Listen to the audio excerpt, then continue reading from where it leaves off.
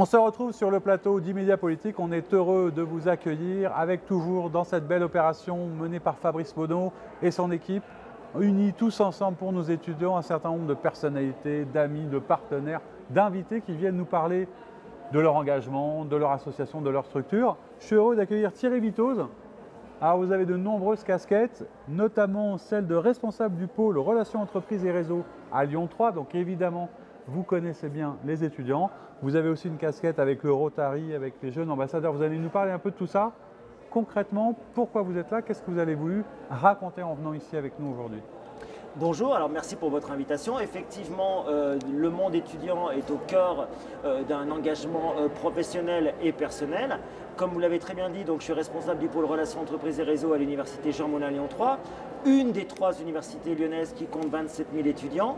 Et effectivement, je ne remercierai jamais assez le chef Fabrice Bonneau, Intermarché, Comme Tout Solutions et tous les partenaires, on n'a pas le temps de tous les citer, pour leur action, puisqu'effectivement, cette action et d'autres permet à la société de prendre conscience de l'importance de la communauté étudiante. Il ne faut pas oublier que les étudiants, ce sont les cadres, les dirigeants, les salariés de demain. Donc on doit aider toute cette communauté à aller jusqu'au bout de leur objectif, de leur formation, pour ensuite les insérer. Donc merci pour cette opération. Alors effectivement, Lyon 3, c'est une université, une des 3 universités. En parallèle de cet engagement professionnel, je suis vice-président d'un dispositif qui est né ici même à la Chambre de commerce il y a plus de 20 ans et qui s'appelle Jeunes Ambassadeurs, qui attribue des parrains et des marraines à des étudiants uniquement internationaux et uniquement de l'enseignement supérieur. Et là, évidemment, ils ont eu connaissance de cette action et on s'aperçoit qu'effectivement, il y a énormément de demandes puisque eux, ils ont, je dirais, si je peux me permettre, ils ont le facteur isolement, loin des parents, loin de la famille, loin des amis. En plus, les étudiants étrangers, c'est vraiment assez compliqué. Ils ont beaucoup plus souffert que les autres de toute cette situation, visiblement. Et oui, comme on le disait, effectivement, ils n'ont pas leur famille, leurs amis à côté d'eux, et donc c'est encore un facteur supplémentaire qui se rajoute à la crise sanitaire. Et puis, en parallèle, je suis au Rotary Club Lyon Nord, et le Rotary lance avec plusieurs clubs de la région une opération qui s'appelle un week-end rotarien et qui offre à tous les étudiants isolés un week-end entre mars et juin dans les familles rotariennes, évidemment, pour un week-end inoubliable, pour leur faire découvrir la cuisine de la région. Pour recréer de la solidarité, du lien, comme une famille d'accueil, un petit peu pendant un week-end. Exactement.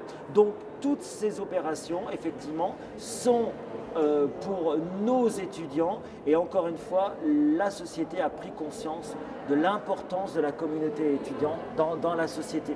D'abord parce qu'on a tous été jeunes. Tout à fait. Ensuite, parce qu'on sait que demain, c'est eux qui vont faire la société.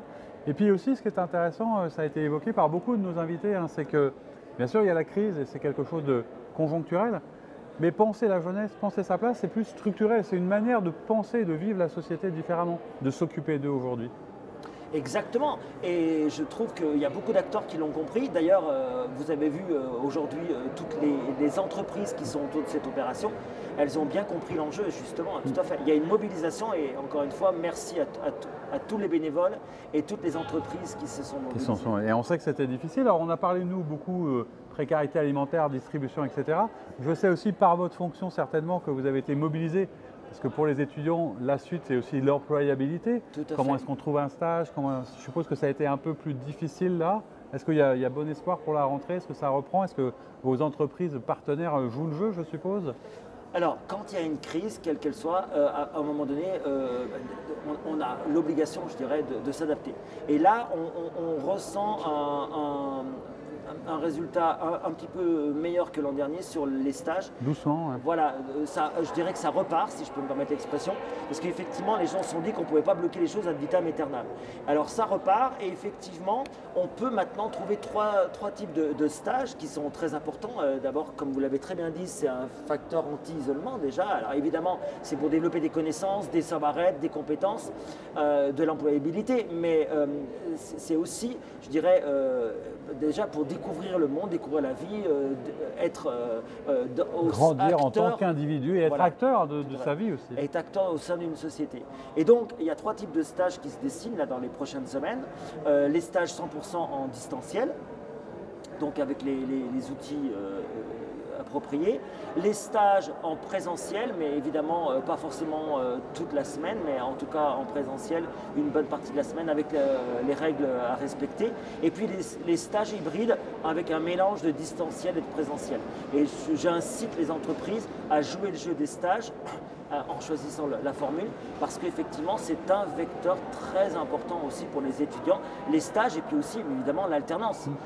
L'alternance de septembre qui se prépare dès maintenant. C'est-à-dire que s'il y a des entreprises qui nous regardent, etc., qui vous voient, vous avez des besoins pour vos étudiants clairement. Exactement, elles ne doivent pas hésiter à se rapprocher de nous pour effectivement leur proposer des stagiaires, des alternants et puis comme vous l'avez très bien dit, aussi pourquoi pas des postes avec des jeunes diplômés. Voilà. Donc il y a quand même des perspectives d'espoir, c'est dur, mais avec des tas d'actions diverses et variées. C'est intéressant parce qu'avec toutes vos casquettes, on voit bien que chacun, comme il peut, là où il est, essaye de contribuer pour donner un peu à la fois du partage, de la solidarité, des moments d'écoute. Exactement. Ça donne un peu d'espoir et c'est rassurant pour notre jeunesse qui est aussi assez formidable. Et on a rencontré beaucoup de jeunes aujourd'hui qui étaient tout à fait investis, impliqués et qu'on avait envie d'aider. Merci en tout cas Thierry Vitoz d'avoir été là avec nous. Merci à vous et bon courage. Bon courage à vous et on se dit à très bientôt j'espère pour reparler de tout ça.